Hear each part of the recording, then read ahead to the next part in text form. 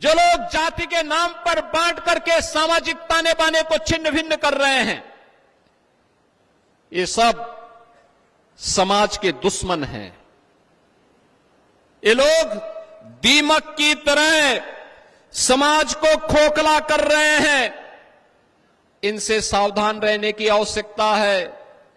याद रखना, आज ये विकास इसलिए हो पा रहा है क्योंकि डबल इंजन की सरकार राष्ट्रवाद के मुद्दे पर बड़ी प्रतिबद्धता के साथ बिना भेदभाव के एक और शासन की योजना का लाभ प्रधानमंत्री मोदी जी के विजन के अनुरूप सबका साथ, सबके विकास के भाव के साथ आगे बढ़ाने का कार्य कर रही है।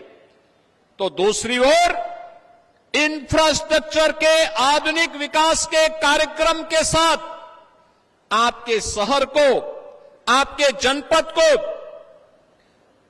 प्रदेश और देश की राजधानी के साथ जोड़ने का कार्य कर रही है। क्या मेट्रो हो, क्या रैपिड रेल हो, क्या या एक्सप्रेसवे हाईवे हो, मेरठ अकेले 2-2, 3-3 एक्सप्रेसवे के साथ जुड़ चुका है। आज से 10 साल पहले कोई कल्पना करता था? 8 साल पहले कोई कल्पना करता था कि ऐसा होगा?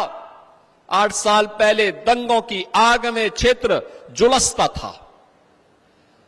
ये जो दंगों को प्रश्रय देने वाले लोग हैं, यही जातिवाद को भी भड़का करके आपकी एकता को खंडित करके फिर से विकास को ग्रहण लगाना चाहते हैं। ये वही लोग हैं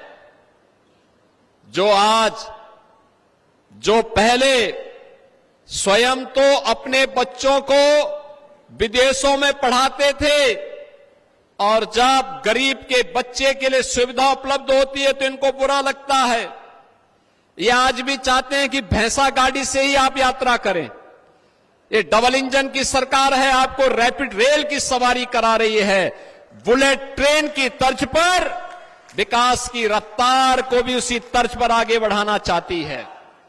और इसीलिए जब सरकार कार्य करती है तो उसके परिणाम भी आते हैं।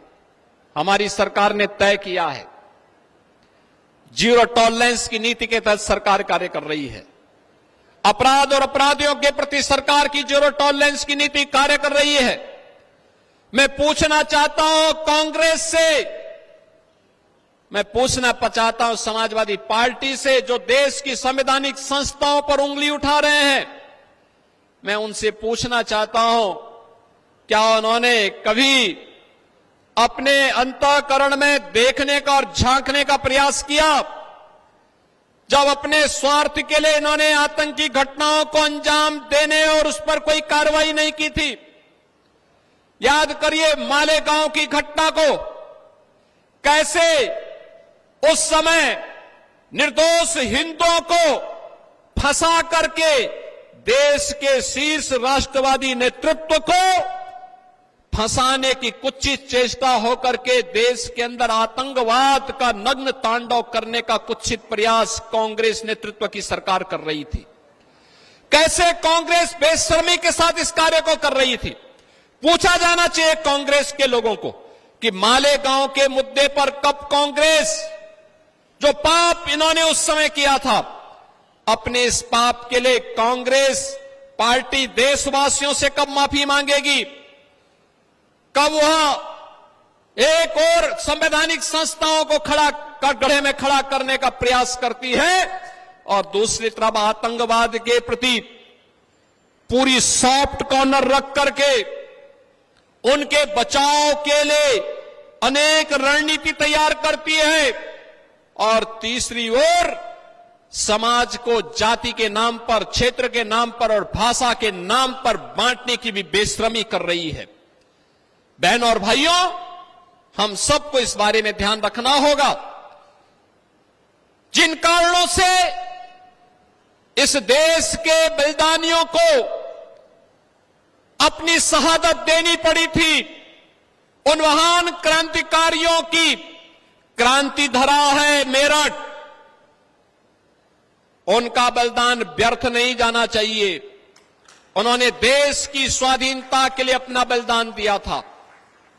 उन्होंने अपने आप को बलिदान इसलिए नहीं किया था कि देश को आजादी मिले, और आजादी के बाद हम जातीय सेनाएं खड़ी करके आपस में ही लड़ भिड़ करके फिर से देश को गुलामी की तरफ धकेले, दंगों की आग में झोंके, सोतीगंज जैसे चोर के बाजार को फिर से पनपाने का काम करें।